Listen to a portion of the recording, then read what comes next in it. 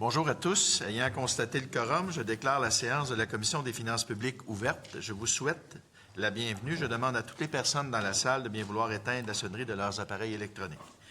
La Commission est réunie afin d'entreprendre les consultations particulières et les auditions publiques sur le projet de loi numéro 7, loi visant à réduire la bureaucratie, à accroître l'efficacité de l'État et à renforcer l'imputabilité des hauts fonctionnaires. Madame la secrétaire, y a-t-il des remplacements? Oui, Monsieur le Président. Madame Mallette Huntington est remplacée par Madame Lachance Bellechasse. Madame Setlaqui Mont-Royal-Outremont est remplacée par Madame Macron Westmont-Saint-Louis. Et Madame Zaga Mendez-Verdun est remplacée par Monsieur Fontessia Laurier-Dorion. Merci, Madame la secrétaire. Nous débuterons ce matin par les remarques préliminaires, puis nous entendrons par la suite les organismes suivants: Transplant Québec, Dr Frédéric Daragon en visioconférence et Emma Québec. J'invite maintenant la ministre responsable de l'administration gouvernementale et de l'efficacité de l'État à faire ses remarques préliminaires. Madame la ministre, vous disposez de 6 minutes. La parole est à vous. Merci, Monsieur le Président. Alors, bonjour à tous les membres de la Commission. Donc, le député de Laurier-Dorion qui fait un retour avec moi. Évidemment, député de Westmount-Saint-Louis, ça fait plaisir. Député d'Arthabasca qu'on attend sous peu, potentiellement le député de Saint-Jérôme aussi, je crois. Alors bref, nous voici réunis aujourd'hui pour le début des consultations particulières là, sur le projet de loi 7 qui vise à réduire la bureaucratie, accroître l'efficacité de l'État et renforcer l'imputabilité des hauts fonctionnaires. Alors merci à tout le monde d'être là. Le projet de loi 7, je l'ai mentionné, c'est le premier jalon. Première étape d'un grand chantier d'amélioration de l'efficacité de l'État. Puis on veut améliorer l'efficacité de l'État pour garantir la qualité des services aux citoyens et l'accès aux services. Et puis ça, bien, ça va passer nécessairement par la fusion, l'abolition de plusieurs organismes, par l'élimination de tâches et de reddition de comptes qui sont redondantes, la simplification de l'organisation du travail, puis le renforcement de l'imputabilité des titulaires d'emplois supérieurs. Alors, tel que proposé, le projet de loi touche plus de 50 lois qui sont en vigueur et qui devront être modifiées. Alors, c'est assez costaud comme projet de loi. Certains règlements qui se rattachent à ça aussi. Alors, je suis certaine que mes collègues là, des oppositions saisissent l'importance du chantier. J'espère qu'ils pourront m'aider aussi à bonifier. Puis s'ils ont d'autres idées, on est prête à les entendre. Puis bien sûr, bien, on va être à l'écoute là, des organismes, des associations là, qui sont présents. Le but de tout ça, je vous dis, c'est de maintenir les services aux citoyens, de rassurer les citoyens qu'il n'y aura pas d'enjeu à cet égard-là. Et bien, je nous souhaite des échanges constructifs dans le but d'améliorer les choses et puis de rendre notre État encore plus efficace au profit des citoyennes et citoyens du Québec. Alors, voici, Monsieur le Président, et j'en profite pour saluer le député d'Arthabasca. Merci, Madame la ministre, évidemment, et également député de Bertrand.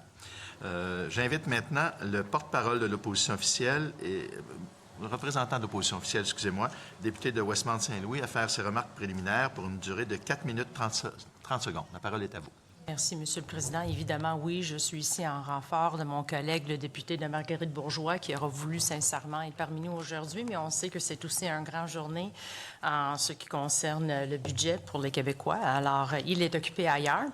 Cela étant dit, il me fait vraiment plaisir d'être ici parmi vous tous et toutes ce matin. C'est un projet de loi d'une grande importance. J'apprécie les commentaires de la ministre en ce qui concerne l'ouverture pour des modifications, parce que si je pouvais faire un genre d'analogie quand je lis le projet de loi, j'ai vraiment hâte à entendre les groupes. C'est comme un vaste chantier de rénovation architecturale. Je le vois vraiment de cette manière. C'est complexe, c'est multidimensionnel. Ça vise, oui, à moderniser, simplifier le campus gouvernemental qui est vieillissant. Alors, je pense que les gens peuvent être en accord en ce qui concerne la vision. Mais si l'objectif sincère, c'est d'accroître l'efficacité, moins de bâtiments, des ressources partagées, je pense qu'on a une responsabilité comme élu, comme porte-parole, d'avoir une grande écoute aux experts qui œuvrent non seulement dans les domaines, mais qui sont en train d'analyser puis voir cette transition, puis qui nous disent de peut-être nous devons faire fi des préoccupations. C'est un sujet très sensible. Il y a beaucoup de critiques en ce qui concerne cette transformation, entre autres quand on parle des dons d'organes. Alors, je suis vraiment hâte d'entendre le premier groupe Transplant Québec qui va nous partager leur expertise puis leurs préoccupations.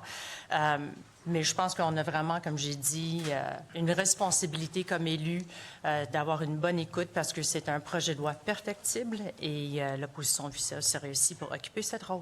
Merci, M. le Président. Merci, Mme la députée de Westmount-Saint-Louis. J'invite maintenant le député de Laurier-Dorion à faire ses remarques préliminaires pour une durée d'1 minute 30 secondes. La parole est à vous. Merci, Monsieur le Président. Bonjour tout le monde. Bonjour, Madame la Ministre. Je salue les personnels de la Commission ainsi que mes collègues députés. Donc, voilà, nous sommes ici au tout début d'un projet de loi qui est très gros, et un projet de loi mammouth même, là, qui va réorganiser de façon substantielle plusieurs branches très importantes de l'appareil étatique. Là. Il y a de toute évidence ici une volonté de centralisation du pouvoir politique et de diminution de l'autonomie de plusieurs organismes, même qui va procéder dans certains cas à dénaturer la mission même de certaines institutions de l'État, et tout dans les buts, et nous en sommes là, de diminuer la bureaucratie, favoriser la flexibilité pour répondre aux problèmes de la population, mais il y a des risques aussi, des risques que les buts à vue, c'est de réaliser des économies, mais on va peut-être arriver à des économies de bout de chandelle, comme on dit, tout en diminuant la qualité des services offerts par différentes institutions publiques. Je salue la volonté de la ministre à entendre les possibles améliorations qu'on pourrait apporter à ces projets de loi et nous allons travailler dans ce sens. Merci, Monsieur le ministre. Merci, Monsieur le député de Laurier-Dorion. Y a-t-il consentement pour permettre au député d'Arthabasca de faire des remarques préliminaires d'une durée d'1 minute? Consentement? Oui, parfait. Donc, Monsieur le député, la parole est à vous.